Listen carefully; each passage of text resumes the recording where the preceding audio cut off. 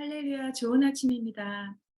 오늘 말씀을 듣는 이 자리에 성령님의 임재가 모두에게 가득 부어지길 원합니다. 오늘 본문 말씀은 사도행전 2장 22절에서 36절 말씀입니다. 그럼 다 같이 하나님의 말씀을 봉독하시겠습니다. 이스라엘 사람들아, 이 말을 들으라. 너희도 아는 바와 같이 하나님께서 나사렛 예수로 큰 권능과 기사와 표적을 너희 가운데서 베푸사 너희 앞에서 그를 증언하셨느니라. 그가 하나님께서 정하신 빛과 미리 아신 대로 내준 바 되었거늘 너희가 법 없는 자들의 손을 빌려 못 박아 죽였으나 하나님께서 그를 사망의 고통에서 풀어 살리셨으니 이는 그가 사망에 매여 있을 수 없었음이라. 다윗이 그를 가리켜 이르되 내가 항상 내 앞에 계신 줄을 배웠으며 나를 요동하지 않게 하기 위하여 그가 내 우편에 계시도다. 그러므로 내 마음이 기뻐하였고 내 혀도 즐거워하였으며 육체도 희망에 거하리니 이는 내 영혼을 음부에 버리지 아니하시며 주의 거룩한 자로 섞음을 당하지 않게 하실 것이니로다. 주께서 생명의 길을 내게 보이셨으니 주 앞에서 내게 기쁨이 충만하게 하시리로다 하였으므로 형제들아 내가 조상 다윗에 대하여 담대히 말할 수 있노니 다윗이 죽어 장사되어 그 묘가 오늘까지 우리 중에 있도다.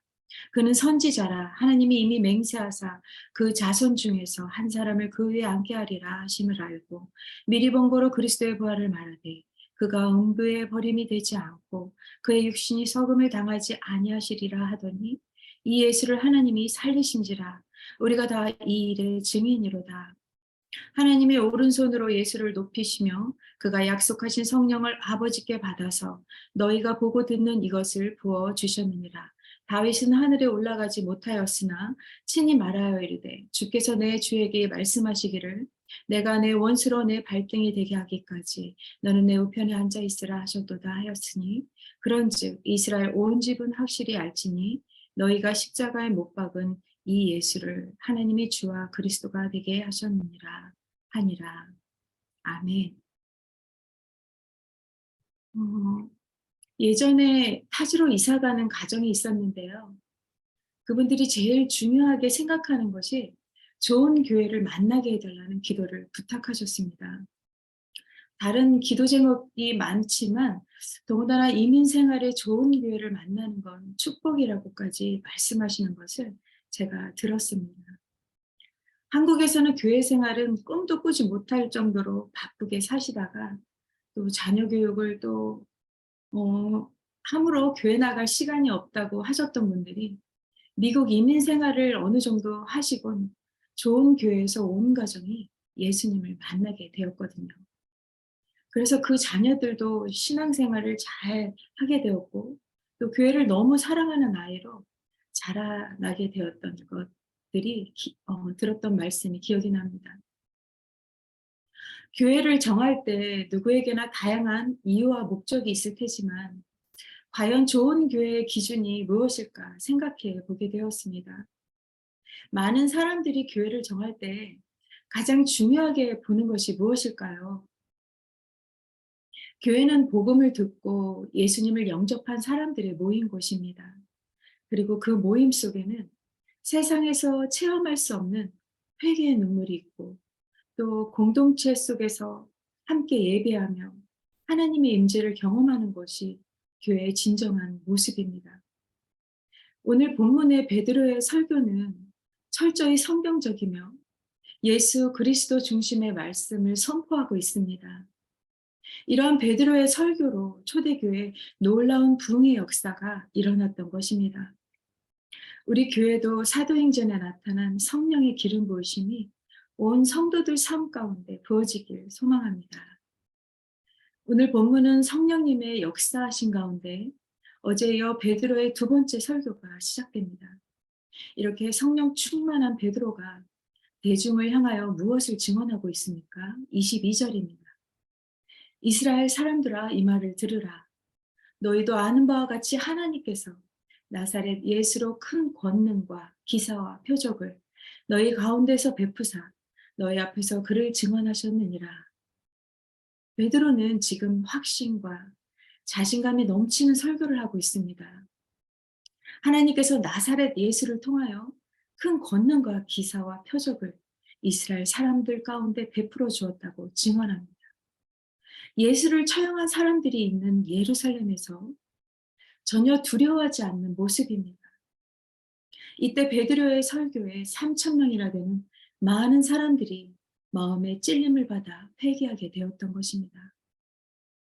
그런데 어떻게 이런 일이 일어날 수 있었을까요?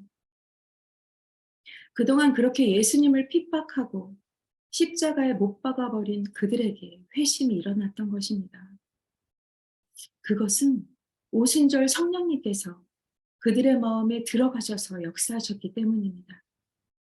하나님께서 그들에게 믿음을 선물로 주셨고 성령님께서 그들의 입으로 죄를 고백하도록 인도해 주셨습니다. 오늘 우리가 모여서 이렇게 말씀을 듣고 예수 그리스도의 십자가의 복음을 믿음으로 고백할 수 있는 것은 우리 속에 성령님께서 함께 하시기 때문입니다. 그래서 예수 이름으로 모인 이 자리가 정말로 복된 자리요.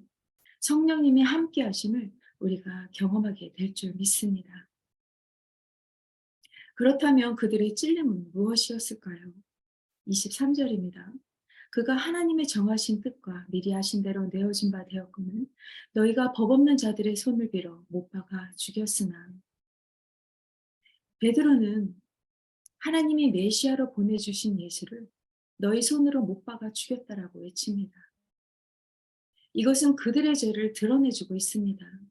마치 회개할 수 있도록, 그들이 돌이킬 수 있도록 기회를 주고 있습니다. 그들이 예수를 조롱하고 멸시하고 십자가에 못 박으라고 외쳤던 사람들이었습니다. 그러나 하나님의 마음은 죄인들이 돌아오는 것입니다.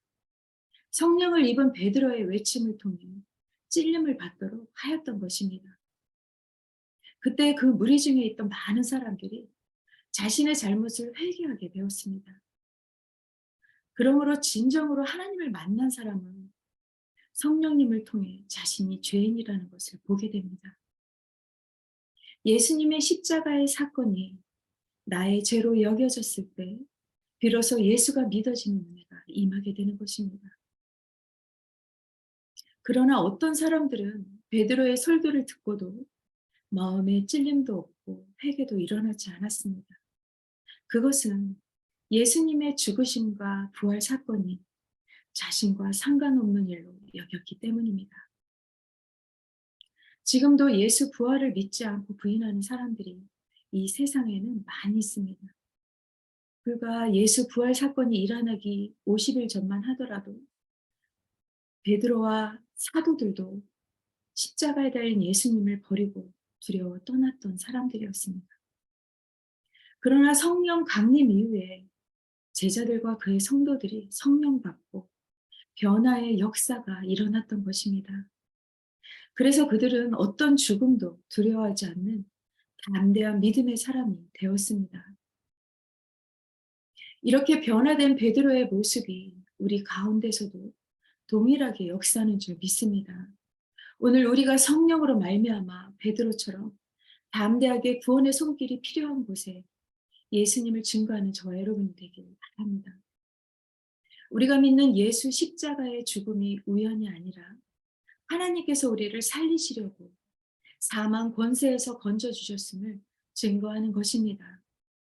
그리고 예수님은 인간의 힘으로는 도저히 해결할 수 없는 죄의 문제를 해결해 주시는 분임을 세상에 남아있는 사람들에게 선포해야 합니다. 우리가 무엇 때문에 이 땅에서 기뻐하며 무엇 때문에 살아야 하는지의 그 목적을 오늘 주신 말씀에서 그 해답을 찾게 되기를 바랍니다. 이와 같이 베드로는 예수님의 부활 사건이 이미 예언된 것임을 다윗의 시편 16편을 인용해서 예수가 그리스도가 되심을 설명합니다. 27절입니다. 이것은 다윗이 미래의 자기 자손으로 태어나실 그리스도가 부활하실 것을 알고 자신이 그리스도의 입장이 되어 믿음으로 고백했던 것입니다. 그리고 이 기도는 오늘날 우리의 고백이기도 합니다. 다윗의 하나님이 바로 우리 모두의 하나님이시기 때문입니다. 우리도 나의 하나님께 믿음을 고백하며 흔들리지 않는 믿음의 성도들이 되시기를 바랍니다. 이렇게 베드로는 부활의 온전한 의미를 말씀 속에서 유대인들이 알지 못하는 구원의 진리를 설득력 있게 증거하였던 것입니다. 그런데 베드로는 성경적인 지식을 갖춘 사람이 아니었습니다. 이런 그가 어떻게 구약의 말씀을 정확하게 이해하고 말씀을 전할 수 있었을까요? 마태복음 10장에 예수님이 십자가 지시기 전에 제자들에게 이런 말씀을 하셨습니다. 너희를 넘겨줄 때에 어떻게 또는 무엇을 말할까 염려하지 말라. 그때 너에게 할 말을 주시리니 말하는 이는 너희가 아니라 너희 속에서 말씀하시는 곧 너희 아버지의 성령이시라. 이와 같이 성령님이 하시는 일은 우리가 무엇을 말해야 할지 그때마다 할 말을 주시고 또 하나님의 말씀을 잘 이해하고 해석할 수 있도록 도와주시는 분입니다. 때로는 인간의 이성이나 경험으로는 도저히 알 수도 볼 수도 없는 영적인 비밀들을 가르쳐 주십니다. 그러므로 예수님께서 그의사 성령님을 이 땅에 보내신 이유는 하늘 보좌에서 그리스도의 다스림을 성령을 통하여 우리로 증거하기 위해서입니다. 32절입니다. 이 예수를 하나님이 살리신지라 우리가 다 이의 증인이로다. 베드로와 초대교회 성도들이 구약 성경의 말씀을 통해서 그리고 그들이 직접 보고 들은 예수님의 부활의 증인이 되었습니다. 마찬가지로 우리 모두는 예수 그리스도의 부활의 증인입니다.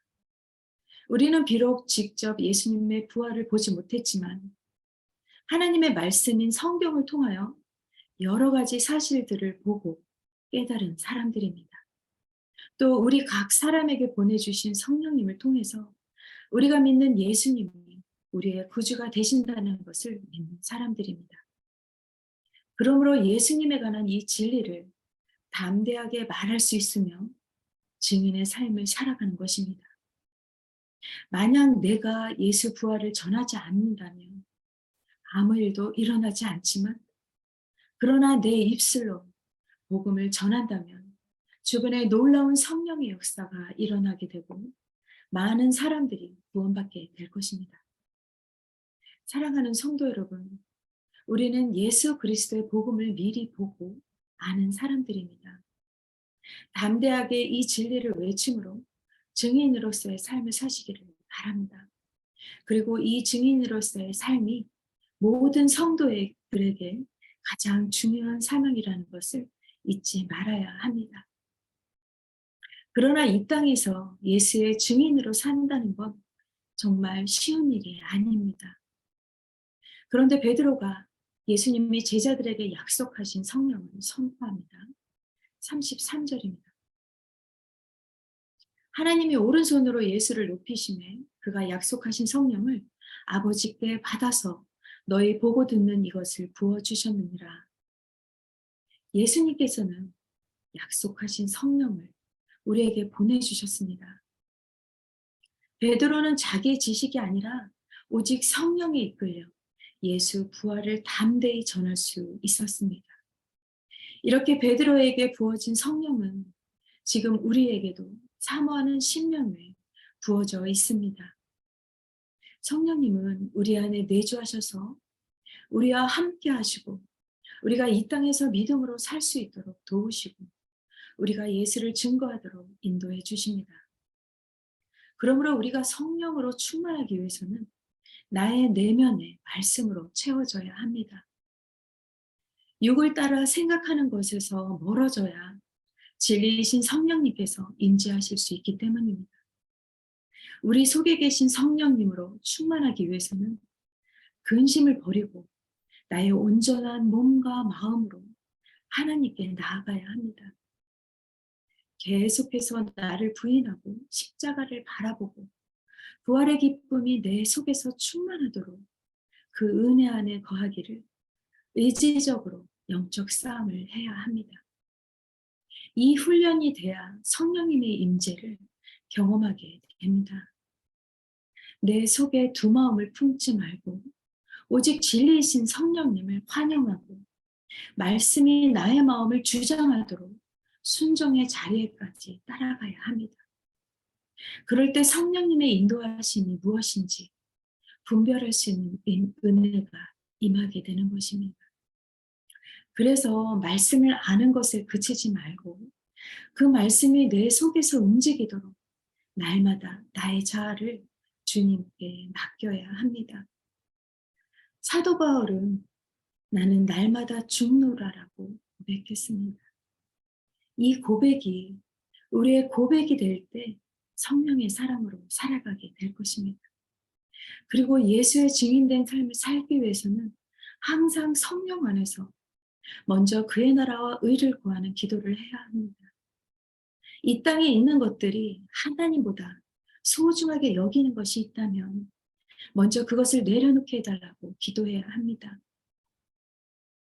내가 비워지는 만큼 성령님을 통해 하나님의 나라가 뜨겁게 임하는 것을 경험하게 될 것입니다. 베드로는 계속해서 시편 110편 말씀을 오늘 본문 34절과 35절에서 인용하고 있습니다. 다윗은 하늘에 올라가지 못했지만 예수 그리스도의 승천에 대하여 예언을 했습니다. 다윗은 구약 시대에 완성되지 않는 구속사적인 비밀을 이미 볼 수 있는 믿음을 가지고 있었습니다. 이와 마찬가지로 우리도 예수님의 십자가와 부활, 재림의 모든 비밀을 성경 말씀을 통해 듣고 믿기에 다른 사람에게 전할 수 있는 축복의 통로가 될 수 있습니다. 따라서 장차 예수님의 재림의 날은 불신자들에게는 심판의 날이 되겠지만 우리는 주님을 만나는 기쁨의 날이 될 것입니다. 오늘은 그날을 바라보며 모든 고통을 참고 인내하며 주님께서 걸어가신 좁은 길을 걸어갈 수 있어야 합니다. 그 근거가 어디에 있습니까? 36절입니다. 그런즉 이스라엘 온 집은 확실히 알지니 너희가 십자가에 못 박은 이 예수를 하나님이 주와 그리스도가 되게 하셨느니라 하니라. 베드로가 유대인들을 향하여 하나님께서 예수를 살리셨으며 부활하신 예수님은 우리의 주와 그리스도가 되셨다라고 선포했습니다. 이 말씀은 베드로가 유대인들에게 외친 설교의 핵심이라고 할 수 있습니다. 사랑하는 성도 여러분, 오늘 베드로가 전한 설교가 우리가 듣고 기억해야 할 중요한 메시지를 담고 있습니다. 이것이 하나님이 우리에게 성령을 보내주신 가장 중요한 이유와 목적입니다. 날마다 예수가 우리의 주 되시며 구원자 곧 그리스도 되심을 고백하고 그 이름을 찬양하며 살아가야 합니다. 그 삶이 없으면 아무리 원대한 꿈을 가지고 있어도 성령 받은 자의 삶을 살 수가 없습니다.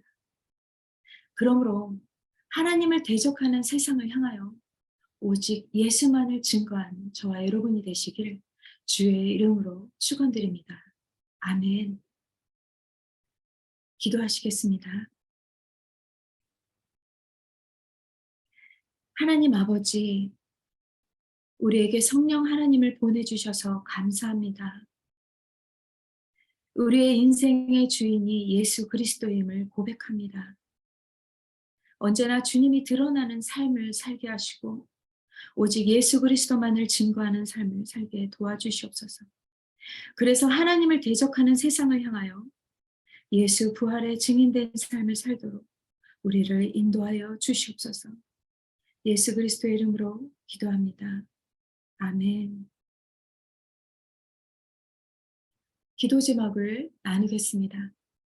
오늘 하나님의 말씀을 들은 모두에게 성령님의 임재를 경험해 달라고 기도했으면 좋겠습니다.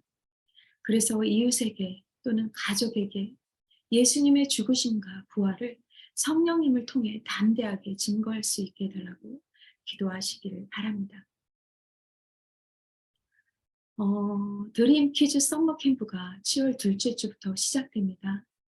지금까지 준비해온 모든 것들이 잘 워킹할 수 있도록 또 캠프에 참여하는 아이들과 교사들, 발렌티어들, 봉사자들의 안전과 건강을 지켜주시고 모두가 성령 안에서 한 마음으로 아이들을 사랑하고 잘 섬기도록 기도해 주시길 바랍니다. 유스 수련회가 7월 5일부터 7일 예정입니다. 모든 아이들이 찬양과 예배 속에서 성령님을 통해 모두 인격적으로 만나는 은혜로운 시간이 되도록 기도해 주시길 바랍니다. 이번 달 선교 중보 기도는 브라질 교회 오지 목사님 교회와 사역을 위해 기도해 주시길 바랍니다. 그리고 계속해서 하늘을 위해 기도해 주시길 바랍니다. 그럼 기도하신 후에 일상으로 돌아가시겠습니다.